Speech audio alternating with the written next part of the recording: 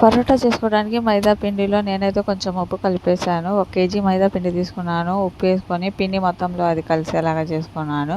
So ఉప్పు వేసుకోగానే వెంటనే నూనె వేసేసుకోవద్దు. సో నూనె ఉప్పు కలిసిపోయి ఒక చోటే ఉండలాగా ఉండిపోయింది.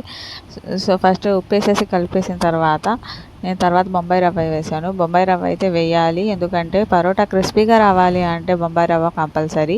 సో బొంబాయి రవ్వ వేసి మొత్తం మిక్స్ అయిపోయిన తర్వాత పిండిలో అప్పుడు కొంచెం నూనె వేసుకొని కలుపుకోవాలి. నూనె వేసి బాగా కలపాలి, పిండి మొత్తానికి కొంచెం అప్లై అయ్యేలాగా. సో పిండి మొత్తం కలిసిన తర్వాత కొంచెం ముద్దలాగా అయ్యిద్ది అన్నమాట. సో ఆ ముద్ద వచ్చే కన్సిస్టెన్సీకి మనం కలుపుకున్న తర్వాత అప్పుడు దాంట్లో కొంచెం వాటర్ యాడ్ చేసుకోవాలి. సో అలా ముద్దలాగా అయిన తర్వాత అప్పుడు వాటర్ యాడ్ చేసుకోవాలి. సో వాటర్ యాడ్ చేసుకుంటూ కలుపుకుంటూ ఉండాలి. అంతా వాటర్ ఒకేసారి వేసేస్తే లూజ్ అయిపోయింది, కలుపుకోవడానికి అంత క్వాంటిటీ మన చేతికి సరిపోదు. సో మనం యాడ్ చేసుకుంటూ కలుపుకుంటూ ఉండాలి. సో యాడ్ చేసుకుంటూ కలుపుకుంటూ ఉంటే మనకి కలుపుకోవడానికి ఈజీగా ఉండిద్ది ఫస్ట్ ఆఫ్ ఆల్. దాని తర్వాత పిండి కూడా బాగా కలిసిద్ది. సో ఈ పిండి ఏంటంటే చపాతీ పిండి లాగా అయితే కాదు, చపాతీ పిండి లాగా గట్టిగా కలుపుకోకూడదు. పరోటా పిండిని ఎంతవరకు చాలా వరకు లూజ్గానే కలపాలి. లూజ్ అంటే మరీ లూజ్ కాదు, జారుడుగా కలపకూడదు. సో కొంచెం మెత్తగా కలుపుకోవాలి. అండ్ ఎంత బాగా కలుపుకుంటామో అంత మెత్తగా కలుపుకుంటామో అంత బాగా వస్తాయి అన్నమాట పరోటాలు. మా అబ్బాయి చూడండి, వాడు కలుపుతాను అని చెప్పి సో వాడికి కొంచెం ఇచ్చేస్తే ఆడుకుంటాడు. అప్పుడప్పుడు తెచ్చి మళ్ళీ దీంట్లో కలిపేస్తాడు, మట్టి అయితే అని చెప్పి నేను వాడి చేతికి ఇవ్వలేదు. ఇలాంటివి చేసేటప్పుడు మా బాబు సో ఎగ్జైటెడ్గా ఉంటాడు. నేను వాడిని అవాయిడ్ చేసుకుంటూ కొంచెం వాడిని చేసుకుంటూ కలుపుకుంటూ ఉన్నాను అన్నమాట. సో ఇలా బాగా కలుపుకోవాలి. ఎంత నీట్ చేసుకుంటే అంటే ఎంత మెత్తగా మీరు ఈ పిండిని ఎంత ఎక్కువసేపు రుద్దుకుంటే అంత మంచిగా వస్తాయన్నమాట పరోటాలు. సో పిండి మొత్తం చివర్లో ఉన్న పిండి మొత్తం కలుపుకొని మొత్తం కలిపేసిన తర్వాత దాని మీద మళ్ళీ నూనె అప్లై చేసుకొని బాగా కలుపుకోవాలి. ఇలా నూనె అప్లై చేసుకొని మళ్ళీ మెత్తగా కలుపుకోవాలి. నూనె అయితే ఎక్కువే పట్టిద్ది, పరోటాకి నూనె అయితే ఎక్కువే పట్టిద్దండి. సో నూనె ఎక్కువగా అప్పుడప్పుడు తినొచ్చు, పర్లేదు. ఎప్పుడు తినకూడదు, అప్పుడప్పుడు కొంచెం తినవచ్చు.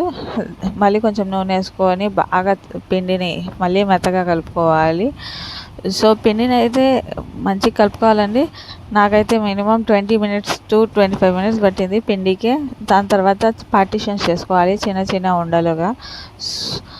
సో వీలైనంత వరకు కొంచెం పెద్ద ఉండలే చేసుకోవాలి, చపాతీ ఉండలాగా చిన్నవి చేయకూడదు. చిన్నగా చేసుకుంటూ పోతే టైం కూడా ఎక్కువ పట్టేది. సో పెద్దవి చేసుకుంటే మహా అయితే 2 తినగలము, బాగుండిద్ది. కానీ మనం చిన్నవి చేసుకొని 4 తినగలిగినా కూడా టైం టేకెన్ ప్రాసెస్ అన్నమాట. సో ఇలా ఈ సైజులో అయితే చేసుకుంటే బాగుండేది. సో అన్నీ నాకు అలా అయిపోయాయి. కేజీకి మ్యాక్సిమం 15 వచ్చాయి. ఆ సైజులో చేసుకున్నాను నేను. మళ్ళీ కింద నూనె అప్లై చేసి దానిపైన చేసేసి బాగా చాలా అంటే చాలా పల్చగా చేసుకోవాలి. మనకు ఒక రౌండ్ షేపే రావాలని లేదు. మనకైతే పిండి ఎక్కడా కూడా మందంగా లేకుండా పల్చగా, అంటే నేను చేస్తున్నాను చూడండి, కింద ఏదైతే నేను బండ యూస్ చేస్తున్నానో ఆ రాయి కూడా కనిపిస్తుంది నాకు, అంత పల్చగా చేసుకోవాలి. దాని తర్వాత ఇలా ఒక లేయర్ అనుకుంటూ మడత పెట్టుకుంటూ వచ్చేయాలి. అనుకుంటూ అంటే మీరు నోటుండి అనుకోవడం కాదు, ఒక్కొక్క లేయర్ మడత వేసుకుంటూ రావాలి. సో అండ్ ఇలా మడతేసి చుట్టుకొని పెట్టుకోవాలి. ఇది ఒక టైప్ అన్నమాట పరోటా చేసుకునేది. నేను ఇంకో టైప్ చూపిస్తాను. సో అలాగే పిండి మొత్తం చపాతీలాగా చేసేయాలి. మొత్తం ఒకే లెవెల్లో అన్నమాట, ఈవెన్గా చేసేసుకొని దీన్ని ఏం చేస్తానంటే నేను పైన కొంచెం నూనె అప్లై చేసేసి చాక్ తీసుకొని కట్ చేసేస్తాను అన్నమాట. సో సన్నగా ఇలా కట్ చేసేయాలి. మొత్తం కట్ చేయాలన్నమాట. ఎంత సన్నగా కట్ చేస్తే అన్ని లేయర్స్ వస్తాయన్నమాట మీకు.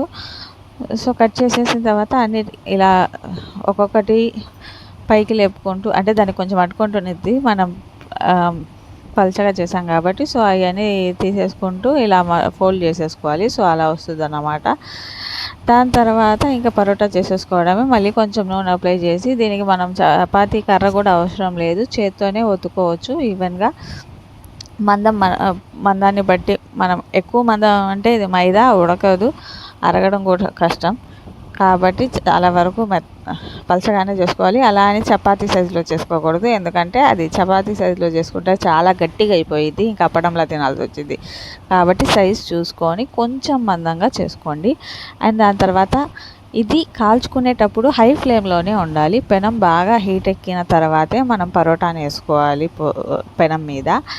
అండ్ 2 సైడ్స్ కాల్చిన తర్వాతే నూనె వేసుకొని మళ్ళీ 2 సైడ్స్ కాల్చుకోవాలి. ఇలా కాల్చుకున్న తర్వాత మనం ఇలా పరోటాని బాగా పరోటాని ఇలానే కొడతారు కదా అండ మీద వేసుకొని. సో అలా కొట్టుకోవాలి. నేను తొందరగా అయిపోద్దని ఒకటి కొట్టి చూపించాను. మామూలుగా అయితే అన్నీ ఒకేసారి కొట్టవచ్చు. సో దాని తర్వాత ప్లేట్లో తీసుకొని మంచి కర్రీతో, వీటికి చికెన్ గ్రేవీ కంటే కూడా ఆలు గ్రేవీ బాగుండిద్ది. సో నేను ఒక ఉల్లిపాయ, పరోటాలకు ఉల్లిపాయ మస్ట్, నిమ్మకాయ అండ్ ఆలు గ్రేవీ చేసుకున్నాను నేను. ఆలు మసాలా గ్రేవీ సూపర్ ఉండిద్ది. అండ్ మేమందరం చాలా బాగా ఎంజాయ్ చేస్తాము. ఆ ఆలు మసాలా గ్రేవీ కూడా నేను వీడియో తీసాను, మీకు అప్లోడ్ చేస్తాను. అది కూడా చూసుకొని చేసుకొని తినండి ఒకరోజు, బాగుండేది. సో అదన్నమాట ఈ పరోటా ఆలు కుర్మా అన్నమాట. సో ఆలు కుర్మా అయితే వెయిట్ చేయండి.